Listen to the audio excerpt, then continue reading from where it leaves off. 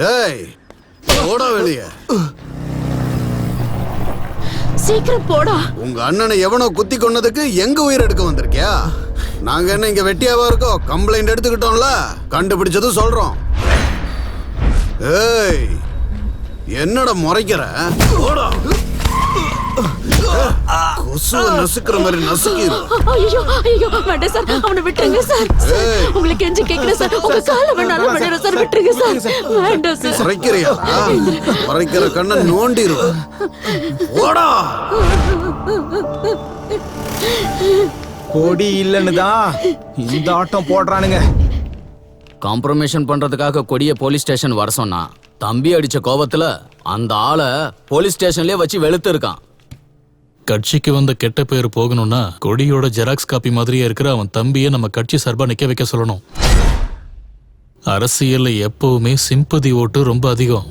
கொடியோட அம்மா கிட்ட எல்லா விவரமா எடுத்து சொன்னோம்னா தானா நடக்கும் தலைவர்.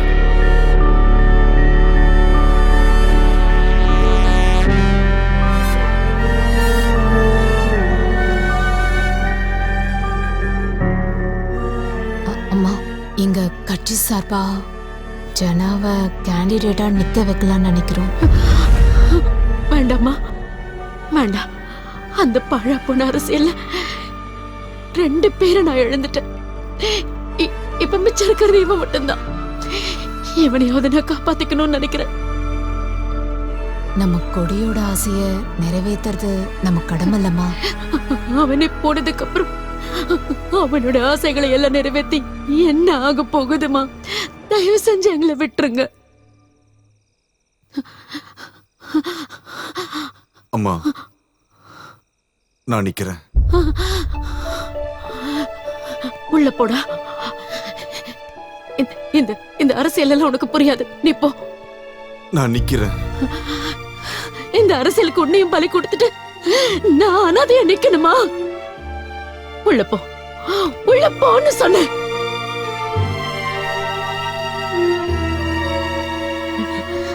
டேய், ஏன்டா இப்படி பிடிவாதம் பிடிக்கிற? உன்னோட அப்பாவும் அண்ணனும் இப்படிதான் பிடிவாதமா என் பேச்ச கேட்காம போனாங்க. நீயாவது என் பேச்ச கேளுப்பா. வேணாம்ப்பா, வேணாம் ஜனா, வேணாம், வேணாம். நான் நிக்கிறேன்.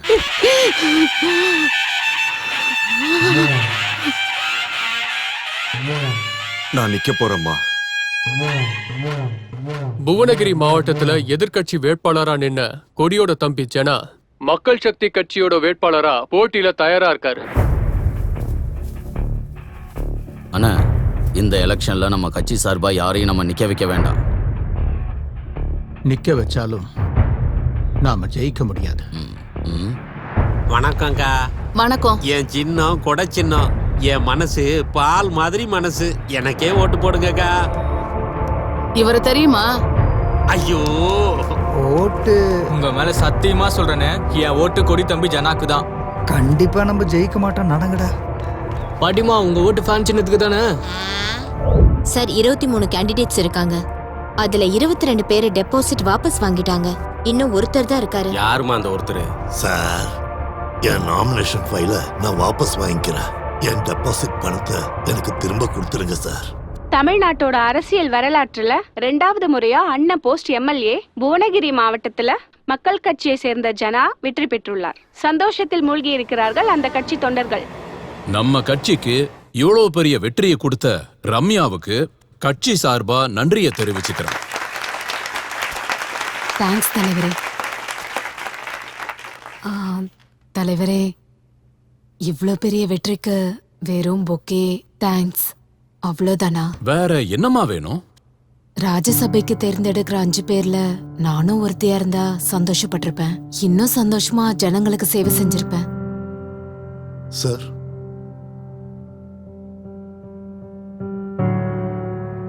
அப்படியே பண்ணலாம். பெண்களுக்காக ஒதுக்கி இருக்கிற ஒரு சீட்டை யாருக்கு கொடுக்கலான்னு யோசிச்சுட்டு இருந்தேன். அரசியலுக்கு தேவையான புத்திசாலித்தனம், ராஜதந்திரம் உன்கிட்ட இருக்கிறதுனால கண்டிப்பா உனக்கு அந்த தகுதி இருக்கு. அந்த லிஸ்ட்ல உன் பேரை கண்டிப்பா சேர்க்கிறேன். ராஜ்யசபா பதவி ஏற்று 3 மாதங்களுக்கு பிறகு முதல் முறையா இன்னைக்கு புவனகிரிக்கு வர இருக்கிற செல்வி ரம்யா அவர்களை வருக வருக என வரவேற்கிறோம். ஹலோ அம்மா, உங்களோட மிஸ் கால் பார்த்தேன். என்னம்மா விஷயம்? இன்னைக்கு நீ ஊருக்கு வரேன்னு கேள்விப்பட்டேன். நான் உன்கிட்ட கொஞ்சம் பேசணும். அங்காள பரமேஸ்வரி கோயிலுக்கு போயிட்டு இருக்கேன். அங்க வரீங்களா? நானும் அங்கே வரேன். சரி. நல்லா இருக்கீங்களாம்மா? என்னாச்சுமா? என்ன பேசணும்னு ஃபோன் பண்ணியிருந்தீங்க? ஜனா எம்எல்ஏ ஆனதுல நான் ரொம்ப கவலையா இருக்கேம்மா. அது மட்டும் இல்ல, கொடி போனதுல இருந்து ஜனாவோட நடவடிக்கை ரொம்பவே மாறிடுச்சு. அவனுக்கு என்ன ஆச்சுன்னு எனக்கு தெரியல. என்ன ஆயிருக்குன்னு நான் தெரிஞ்சுக்கிறதுக்கு டாக்டர் கிட்ட போனேன். இந்த கண்டிஷனுடைய பேரு ட்வின்லெஸ் ட்வின்னு சொல்லுவாங்க. 2 பேர்ல ஒருத்தர் இறந்தா உயிரோட இருக்கிற இன்னொருத்தன் ட்வின்ஸ் வாழ்க்கைய ஆரம்பிப்பான். Once a twin always twin. அம்மா கர்ப்பத்துல ஒன்னா வாழ்ந்து வந்த அவங்களுக்கு இப்ப ஒருத்தர் இல்லைனாலும் அவங்களுக்கு மனசே ஏத்துக்காது. இத அவங்க மைண்ட்ஸ் பேலன்ஸ் பண்ண ட்ரை பண்ணும். ஆனா சில ட்வின்ஸுங்கள்ல ஒருத்தர் இறந்துட்டா தானும் சாகணும்னு நினைப்பாங்க. ஆனா இன்னும் சிலர் செத்தவன் எப்படி வாழ்ந்துட்டு இருந்தானோ அதே மாதிரி தானும் வாழணும்னு ஆசைப்படுவாங்க. இதுல உங்க பையன் 2வது வகை. இறந்து போன கொடியோட நட உட பாவனை பழக்கங்கள் இதெல்லாம் ஜனாக்கு வர காரணமே அந்த மைண்ட் பேலன்சிங் தான். இவரை பத்தி நீங்க கவலையே பட தேவையில்லை. ட்வின்ஸ்ல இது காமன். இதுக்காகவே இன்டர்நெட்ல நிறைய வெப்சைட்ஸ் இருக்கு.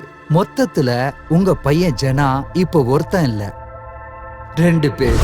கொடி எல்லாரையும் நம்பிக்கிட்டு எல்லாருக்கும் நல்லதுதான் நடக்கணும்னு நினைக்கிற முரட. ஆனா ஜனா தனக்கு என்ன வேணுமோ அதை எப்படியாவது அடையணும்னு நினைக்கிற புத்திசாலி. இப்ப கொடியோட சக்தி, கோவம், முரட்டுத்தனத்துக்கு கூடவே இவனோட புத்திசாலித்தனமும் சேர்ந்து ஒரு புது அவதாரமா இருக்கும்.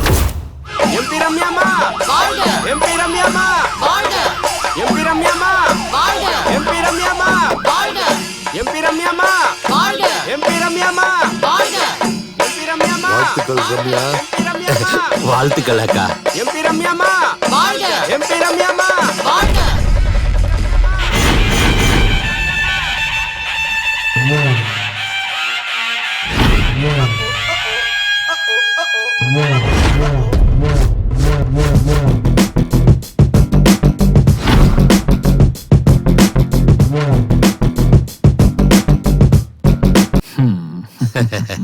ஒரு கைவெட்டும் ஒரு வாளாய் உருவெடுக்க சாய்க்கும் புயலாய் இணையடிக்க எரிகிற தீ உயிரில் அனல் பறக்க தீயவனில் ஊழினை களை எடுக்க கடுகடுவென ரத்தம் கொடுத்திட விட்டு விட்டு என நீயும் கதறிட அலைந்திடும் கண் உன்னை தேடிட புலந்திடும் என் வருகை தெரிந்திட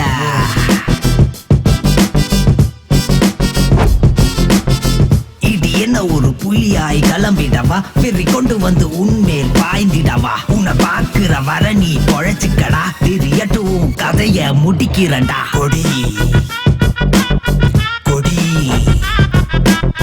கொடி கொடி கொடி 8 திசையும் இடிக்குமாடா கொடி 10 போதி பாரு தெரிக்குமாட்டா கொடி மலனும் பார்வையடா கொடி ஒரு போட்டு தூக்குறண்டா. நமக்குள்ள இந்த ஃபார்மாலிட்டிஸ்ல எதுக்கு ஜனா? நீங்க எம்பி, நான் எம்எல்ஏ. உங்களுக்கு கொடுக்க வேண்டிய மரியாதை நான் கொடுத்துதான் ஆகணும். நம்ம 2 பேருக்கு இடையில அரசியலுங்கிறது வேற, பர்சனல் விஷயம் வேற. இது ரெண்டையுமே நீங்க மிக்ஸ் பண்ண வேண்டாம்.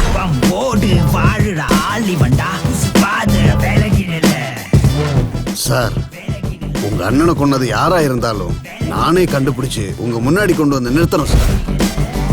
கொன்னது என்னுடைய அண்ணனை, மாட்ட வேண்டியது என்னோட கையில். சார், உங்களை பார்த்தா அசல் கொடிய பாக்குற மாதிரியே இருக்கு சார். ஜனாவும் நான் தான்,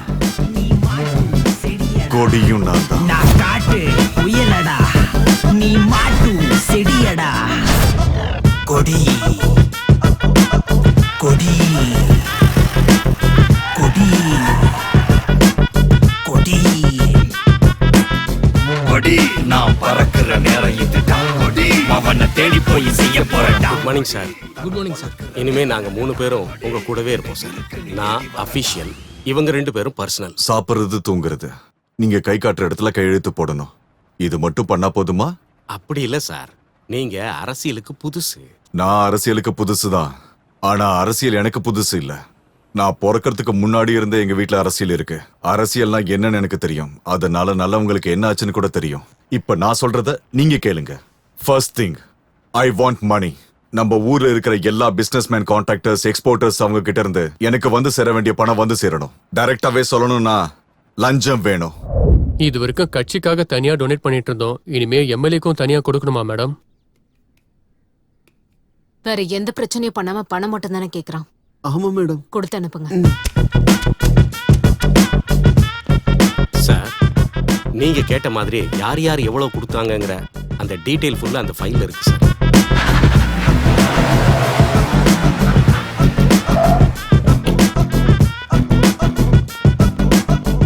வணக்கம் சார். சாரி, 10 நிமிஷம் லேட் ஆயிடுச்சு. 10 நிமிஷம் இல்ல, இந்த இடத்துக்கு நீங்க 10 வருஷம் லேட்டா வந்திருக்கீங்க. அந்த மெர்க்குரி ஃபேக்டரியால பாதிக்கப்பட்ட ஒவ்வொரு குடும்பத்துடைய மெடிக்கல் எக்ஸ்பென்சஸும் நம்ம அரசாங்கம் தான் அந்த செலவை ஏத்துக்கணும். அதுக்கெல்லாம் ஃபண்ட்ஸ் எனக்கு டொனேஷனா 2 கோடி ரூபாய் வந்திருக்கு. அதை எடுத்து பண்ணுங்க. சார், அவங்க கொடுத்ததெல்லாம் பிளாக் மணி சார். அது கள்ள நோட்டு இல்லையே. நல்ல நோட்டு தான் சார். ஆனா கொடுத்தவனுங்க கல்லணுங்க. கொடுத்தவங்களுடைய பேர்ல நானே ரெசிப்ட் ரெடி பண்ணிருக்கேன். அதையும் சேர்த்து அவங்க கிட்ட கொடுங்க. அவங்களுக்கு எல்லாம் இன்கம் டாக்ஸ் ப்ராப்ளம் வரும் சார். வரணுங்கிறதுக்காக தான் சொல்லிக்கிட்டு இருக்கேன். மக்களுடைய கஷ்டத்துக்காக 1 ரூபா கூட தர மாட்டானுங்க. ஆனா எம்எல்ஏ கிட்ட கனெக்ஷன் வச்சுக்க கோடி கோடியா செலவு பண்றானுங்க. அந்த பணம் எல்லாம் அவங்களுக்கு எங்க இருந்து வந்துச்சுன்னு ஐடி டிபார்ட்மெண்ட் சொல்லி என்கொயரி பண்ண சொல்லுங்க.